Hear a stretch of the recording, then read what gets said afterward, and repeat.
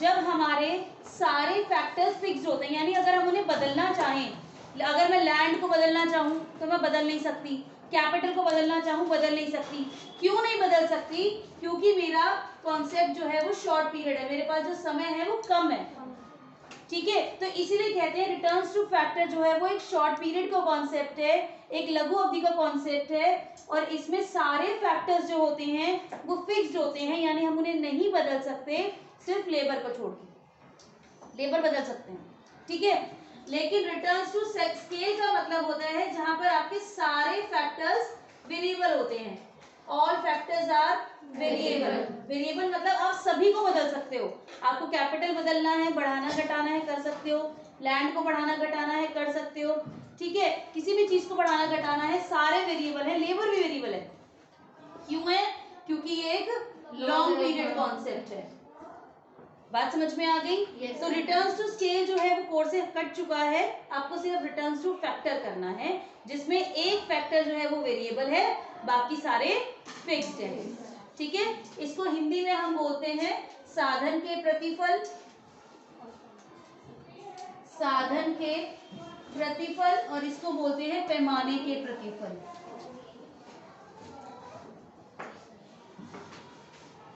बात समझ में आ गई? Yes ma'am. कोई दिक्कत? बेटा फैन ऑफ कर दीजिए, ठीक है। Any doubt?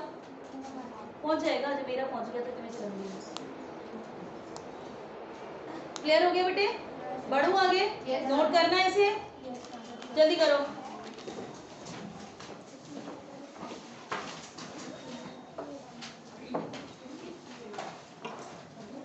जल्दी से नोट करेंगे।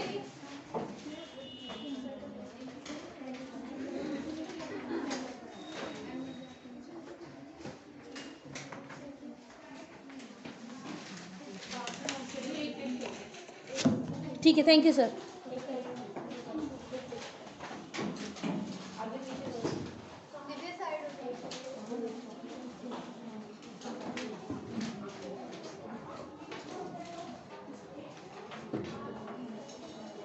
दो तीन पेजेस छोड़ दो, आज का काम भी पेंडिंग हो जाएगा, ठीक है। जितना काम रह गया है आपका पेंडिंग है, उस उतने पेजेस पूछ के किसी से उतने पेजेस छोड़िए, आगे से काम शुरू करिए।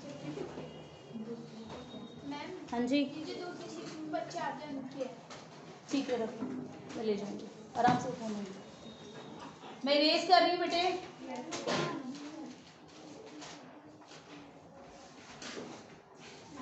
यहाँ पर सभी साधन स्थिर होते हैं, सभी साधन स्थिर होते हैं श्रम को छोड़कर। यहाँ पर सभी साधन परिवर्ती होते हैं,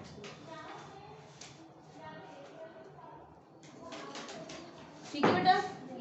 वो अल्प अवधि का कॉन्सेप्ट है और ये दीर्घ अवधि का कॉन्सेप्ट है। डन? ओके, कर दूं रेस? तो कल हमने लॉ ऑफ वेरिएबल प्रोपोर्शन पढ़ा था, समझ में आ गया अच्छे से? डायग्राम वगैरह कि टोटल प्रोडक्ट पहले इंक्रीजिंग रेट से है, फिर कांस्टेंट से है, और फिर डिक्रीजिंग होके मैक्सिमम होके फॉल कर गया। जो बच्चा वीडियो नहीं देख कर आया, पढ़कर नहीं आया, उसे आज तक कुछ समझ नहीं आएगा। वैसे कौन कौन है जो वीडियो देखकर नहीं आया? हाथ खड़े करें। क्यों बच्चे? फोन नहीं था घर पे, आज कल फोन नहीं था। रात को दिन में 12 बजे कभी तो आया होगा थोड़ी देर के लिए। मैम पापा की कल वो एक्चुअली डबल बुकिंग हो गई थी, डबल शिफ्ट हो गई थी। मैं आपकी सारी बातें समझ रही हूँ, लेकिन एक बात ये सोचो ना, ये हमने इसलिए अपनाया है ना तरीका, ताकि आपकी जल्दी से जल्दी कोर्स कंप्लीट हो सके और हम रिवीजन कर सके। अब जो बच्चे कल बिना वीडियो, कल वाली वीडियो बिना देखे आए, उन्हें आज का क्या समझ में आएगा? कुछ भी नहीं आएगा। मर्जी है बेटे, आप लोग कुछ समझदार हो। हाँ जी, तो हमने डायग्राम बनाया था, देखेंगे ध्यान से। हमने इसको 3 पार्ट्स में डिवाइड किया था। ये फर्स्ट स्टेज, ये सेकंड और ये थर्ड। मैंने आपको कहा था जो फर्स्ट स्टेज है उसमें टोटल प्रोडक्ट इंक्रीजिंग रेट से, यानी नीचे से ऐसे वाली शेप बनेगी, ऐसे नीचे से, ठीक है। उसके बाद यहाँ ये थोड़ा सा कांस्टेंट स्टेज, उसके बाद डिक्रीजिंग में ये इसका उल्टा। अगर ये ऐसे बन रहा है तो इसका उल्टा ऐसे हो जाएगा, ठीक है। तो ये ऐसे हो गया और फिर यहाँ मैक्सिमम होके यहाँ फॉल करना है, ठीक है। जब टीपी इंक्रीजिंग रेट से बढ़ता है एमपी इंक्रीज होता है, एमपी को आपने बढ़ाना है। जब टीपी मैक्सिमम होता है एमपी 0 होता है। यहाँ से यहाँ तक इसको टच करना है और फिर इसको नेगेटिव में लेके जाना है। ये हो गया एमपी, ठीक है। एपी मैंने बताया था सेकंड स्टेज में आप कहीं पर भी इसको कट कर सकते हो, यहाँ बना के इसको सीधा फॉल कर देना है। ये हो गया एपी 0, यहाँ पर लेबर, यहाँ एमपी और एपी 0, यहाँ पर लेबर, यहाँ पर टीपी, ठीक है। ये डायग्राम हमने कल कर लिया था। हमने टीपी और एमपी में रिलेशन पढ़ लिए थे, 5-6 पॉइंट्स करे थे हमने कि जब टीपी इंक्रीजिंग रेट से बढ़ता है एमपी इंक्रीज होता है, टीपी कांस्टेंट रेट से बढ़ता है एमपी कांस्टेंट होता है, जो रेट होगा वही एमपी होगा। टीपी जिस रेट से रिएक्ट करेगा वही एमपी होगा। अगर टीपी इंक्रीजिंग रेट से बढ़ रहा है तो एमपी भी इंक्रीज होगा। टीपी कांस्टेंट रेट से बढ़ रहा है एमपी कांस्टेंट होगा। टीपी डिक्रीजिंग रेट से बढ़ रहा है एमपी डिक्रीज होगा। ये तो 3 तो हो गए रेट वाले। फिर चौथा पॉइंट हो गया जब टीपी मैक्सिमम होता है उस समय एमपी 0 होता है, और जब टीपी फॉल कर जाता है, घटने लगता है, तो एमपी क्या हो जाता है, नेगेटिव हो जाता है। ये हमने पॉइंट्स कर लिए और उसमें एक और पॉइंट ऐड कर लेना प्लीज। आज मैं माफ कर रही हूँ, लेकिन आज के बाद ऐसा ना हो कि आप लोग वीडियो ना देख कर आए। वीडियो देख कर आएंगे और सारा काम लिख कर लाएंगे। समझ में आ गई? Yes sir. उसके बाद 5 पॉइंट थे ना, वो किसने किया, घर से लिख कर लाया, वो लिख के लाया काजल, वेरी गुड। 5 पॉइंट थे ना काजल, एक पूरी क्लास में सिर्फ काजल लिख के लाई है, स्नेहा ने भी लिखा है, वेरी गुड। उसमें एक छठा पॉइंट और ऐड कर लो टीपी और एमपी के रिलेशन में कि MP is calculated by TP, क्योंकि पेपर में अगर क्वेश्चन आता है टीपी एमपी का रिलेशन तो आप यही वाले पॉइंट्स लिखोगे और यही डायग्राम बनाओगे कि एमपी की जो कैलकुलेशन है हम टीपी से करते हैं। फॉर्मूला बताया था मैंने, MPN is equals to TPN minus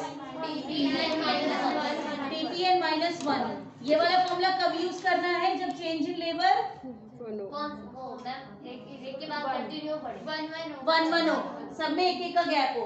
और अगर सब में एक का गैप नहीं है, चेंज इन लेबर जो है वो 1 नहीं है, तब आपने एमपीएन कैसे निकालना है, delta TP by delta L, ठीक है। यहाँ तक कोई दिक्कत नहीं है। अब हमारा आज लास्ट टॉपिक है इस चैप्टर का, relationship between MP and AP.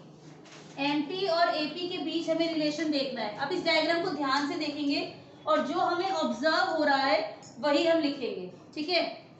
देखो ध्यान से, यहां से यहां तक आप लोग ये आंसर करोगे, मैं नहीं बताऊंगी।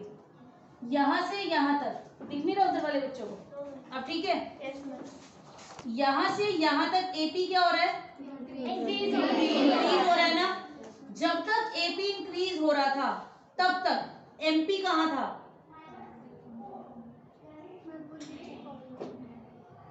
यहां से यहां तक एपी इंक्रीज हो रहा है, यहां से यहां तक एमपी कहाँ है, एपी के ऊपर नीचे लेफ्ट राइट, एपी के ऊपर है। जब तक एपी बढ़ रहा था एमपी ऊपर ही है ना, नीचे नहीं आया ना एपी से। तो पहला पॉइंट यही हो गया कि व्हेन एपी राइजेस, यानी जब एपी बढ़ता है एमपी जो है वो एपी से बड़ा होता है, उससे ऊपर होता है। पहला पॉइंट समझ में आया कि नहीं आया? जब एपी बढ़ता है तो एमपी एपी से ज्यादा होता है। नहीं समझ में आया प्रियंका? आ गया, ठीक है। अब यहाँ पर क्या हो गया, एपी इस पॉइंट पर, इस पॉइंट पे कह रही हूँ मैं, सिर्फ पॉइंट पर एपी क्या है, एपी कांस्टेंट है, या और कोई वर्ड, वेरी गुड, कौन बोला, शाबाश। इस पॉइंट पर क्या है, एपी कांस्टेंट भी बोल सकते हो, मैक्सिमम भी बोल सकते हो। तो जब हमारा एपी मैक्सिमम है, व्हेन एपी इज मैक्सिमम, उस पॉइंट पर क्या हो रहा है, यहाँ क्या हो रहा है, एक दूसरे को एक दूसरे को इंटरसेक्ट कर रहे हैं। और मैथ्स के अकॉर्डिंग जब दो कर्व्स एक दूसरे को इंटरसेक्ट करते हैं किसी पॉइंट पर, उसका मतलब होता है वहां पर वो दोनों बराबर हैं। आप ग्राफ बनाते हो, जब डॉट डॉट डॉट डॉट लगाते हो, जब दो पॉइंट्स सेम वैल्यू शो करते हैं तभी दोनों लाइनें एक दूसरे को काटती है ना। समझ में आ गया? तो जब एपी मैक्सिमम है तो एमपी जो है वो एपी के बराबर है। सेकंड पॉइंट क्लियर हो गया कि जब एपी अधिकतम है तो एमपी एपी के बराबर है। दो पॉइंट्स क्लियर हो गए? ओके, अब देखो आगे। इस पॉइंट के बाद एपी क्या हो रहा है? फॉल हो रहा है ना, डिक्रीज हो रहा है। और इस पॉइंट के आते ही एमपी कहाँ चला गया? एपी से नीचे चला गया। नीचे चला गया ना। यानी जब एपी फॉल करता है, व्हेन एपी फॉल्स, एमपी उससे छोटा हो गया। ये बात समझ में आ गई? यानी जब एपी गिरता है, जब एपी नीचे गिर रहा है तो एमपी उससे भी ज्यादा तेजी से नीचे चला गया। एमपी एपी से छोटा हो गया। कितनी बात समझ में आ गई? ओके, चौथा पॉइंट। अब जबरदस्ती के पॉइंट बनाने, तीन यही रिलेशन है इसके, और कोई रिलेशन नहीं है। अब लेकिन हमें क्योंकि 6 नंबर का क्वेश्चन होता है तो इसलिए हमें 6 पॉइंट्स बनाने हैं और आगे जबरदस्ती के पॉइंट बनाऊंगी। एमपी का कौन सा हिस्सा एपी को कट कर रहा है? एमपी का कौन सा हिस्सा? उसे हम क्या बोलेंगे? Second phase. बढ़ता हुआ, कांस्टेंट वाला, घटता हुआ? डिक्रीजिंग। एमपी का क्वेश्चन सुनो ध्यान से। एमपी का कौन सा हिस्सा? एमपी के 3 हिस्से हैं, एक बढ़ता हुआ एमपी, एक कांस्टेंट एमपी और एक घटता हुआ एमपी। एमपी का कौन सा हिस्सा एपी को कट कर रहा है? घटता हुआ। जो एमपी का घटता हुआ पार्ट है, यानी decreasing MP cuts AP at its maximum या हाईएस्ट पॉइंट, राइट? जो एमपी का घटता हुआ हिस्सा है वो एपी को उसके मैक्सिमम पॉइंट पे काट रहा है। समझ में आ गई ये बात? एमपी का घटता हुआ हिस्सा एपी को उसके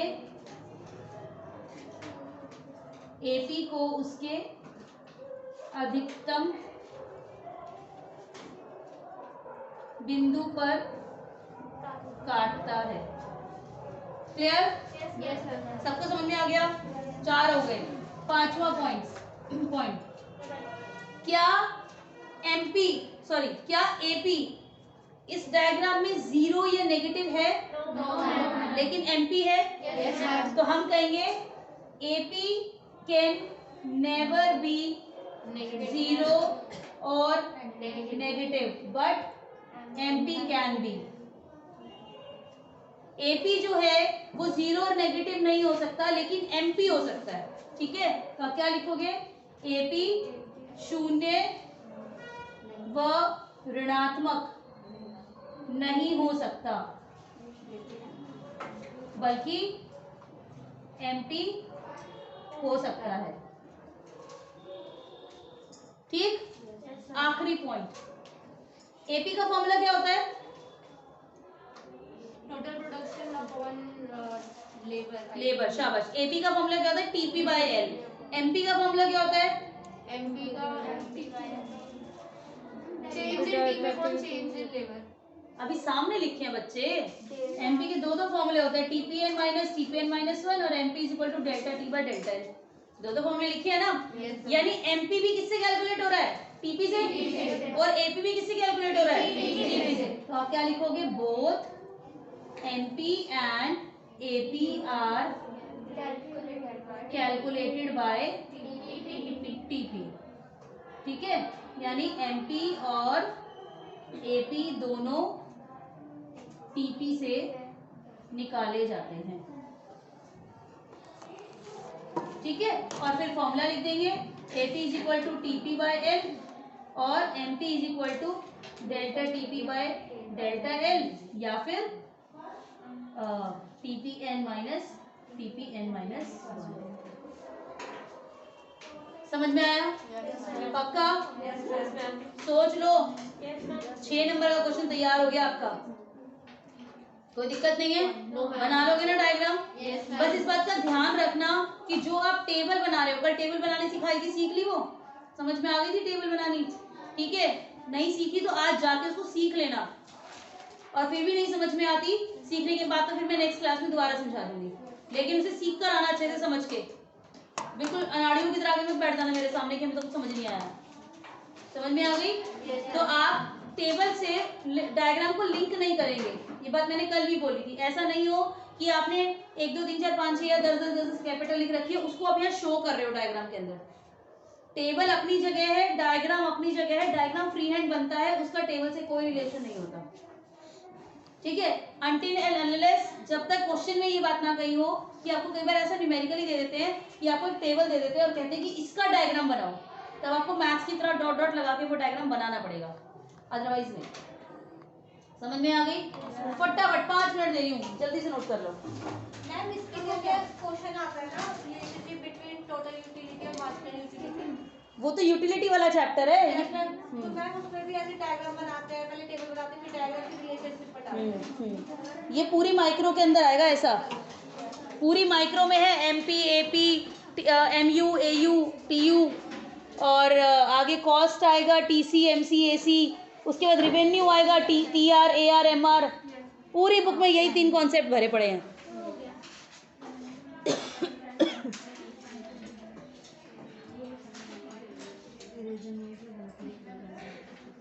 जल्दी से नोट करेंगे।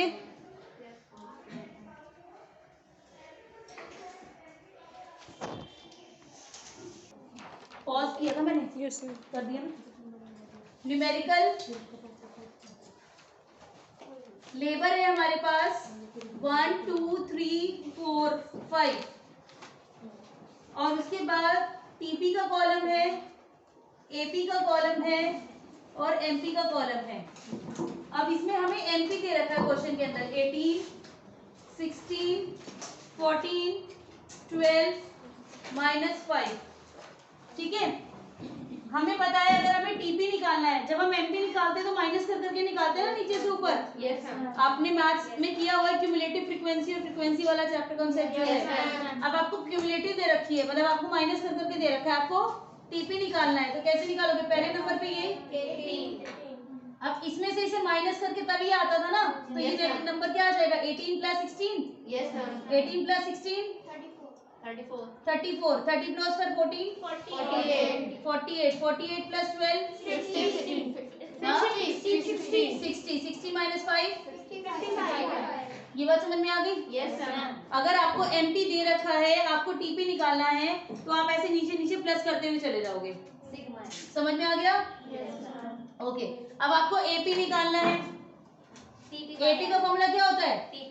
टीपी/एल। टीपी आपका निकल चुका है, 18/1 34/2 48/3 24 हाँ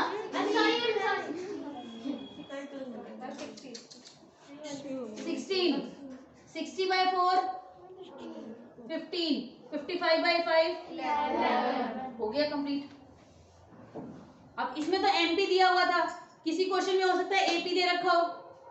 मैम हाँ जी, ऐसे जो क्वेश्चंस होंगे उन्हें हम उसमें हमें एक एक दिखाना पड़ेगा क्या कि हम एपी मतलब नहीं नहीं नहीं, वो कह रहे हो ना अलग अलग सॉल्व कर करके। नहीं, मॉर्निंग जी, कितने बच्चे भाई आपके? कितने थे? 27 बड़ा तो नहीं ना कोई? No ma'am 27। आप रहेंगी ना खुद? क्योंकि बच्चे हेरा फेरी कर रहे हैं, पेपर के टाइम पे भागते हैं जब बच्चे निकलते हैं। घंटे हमारे बच्चे ऐसे भी हमारे हाँ यार निकलते हैं। 23 24 25 26 27 27 है, ठीक है। क्या ही ईमानदार हो ना, 5 उंगलियां बराबर नहीं होती। बिल्कुल सही कह रही हैं। हाँ जी, अब इस क्वेश्चन में तो जैसे एमपी दिया हुआ था, आपने पहले टीपी कैलकुलेट करा, हो सकता है किसी क्वेश्चन में एपी दे रखा हो, तब कैसे करोगे? माइनस मैं मल्टीप्लाई अगर आपको एपी दे रखा है, टीपी निकालना है, मैं मल्टीप्लाई कर दोगे, एपी को आप लेबर से मल्टीप्लाई कर दोगे, टीपी आ जाएगा और फिर नीचे से ऊपर माइनस कर करके आपका एमपी आ जाएगा। ठीक है, कोई दिक्कत तो नहीं है? पक्का? वैसे तो इसका न्यूमेरिकल पेपर में नहीं आएगा, बट एटलीस्ट कॉन्सेप्ट पता होना चाहिए कि हम कोई चीज निकालते हैं तो कैसे निकालते हैं। ठीक है, फटाफट नोट करो और एक क्वेश्चन में दे रही हूँ, उसको करके दिखाओ।